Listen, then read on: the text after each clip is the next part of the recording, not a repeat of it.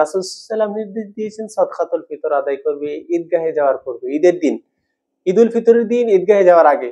এই সময় অনেক সময় সকালে নামাজ হবে, সময় থাকে না, আমরা পারি না। এইজন্য রমজান মাসের ভিতরেই আপনার সদকাতুল ফিতর হিসেব করে আপনি রমজানের ভিতরে দিয়ে দিলেও আদায় হবে।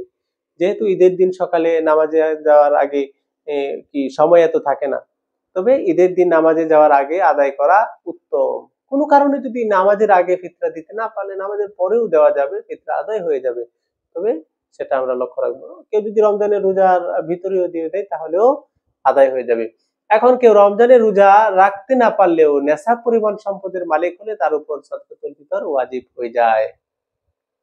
পিতামাতা, স্ত্রী, বালেক সন্তানরা পৃথক পৃথক ভাবে নেশাব পরিমাণ সম্পদের মালিক হলে তাদের উপর ফিতরা ওয়াজিব হবে। তারা নিজেরা ফিতরা আদায় করবে। তবে পিতামাতা বা পিতা কর্তা যদি আদায় করে দিলে আদায় হয়ে যাবে। নাবালিক সন্তানের নেশাব পরিমাণ সম্পদ থাকলে অভিভাবক ইচ্ছা করলে নিজের সম্পদ দ্বারা ফিতরা আদায় করতে পারবে। একজন গরিবকে পূর্ণ একটি ফিতরা দেওয়া উত্তম।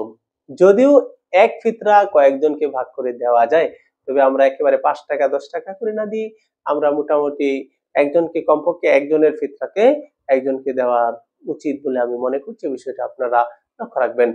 জাকাত গ্রহণের উপযুক্ত গরিব মিসকিনদের ফিতরা দেওয়া যাবে। যারা জাকাত নিতে পারে তাদেরকে আপনি ফিতরাও দিতে পারবেন, যেটা আমরা পূর্বের আলোচনায় আলোচনা করেছি। আল্লাহ সুবহানাহু ওয়া তাআলা সূরা তাওবার ৯ নম্বর সূরার ৬০ নম্বর আয়াতে কাদের কাদের যাকাত দেওয়া যাবে সে বিষয়টা, সদকা দেওয়া যাবে সে বিষয়টা আলোচনা করেছেন।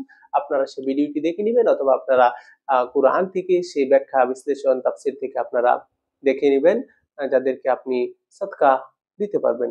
আল্লাহ সুবহানাহু ওয়া তাআলা আমাদের সকলকে এই সদকাতুল ফিতর আদায়ের মাধ্যমে আমাদের রোজাগুলোকে পরিশুদ্ধ করুন। আমাদের রোজার মধ্যে যে ভুল ভ্রান্তি হয়েছে সেগুলো থেকে মাফ করে দিন।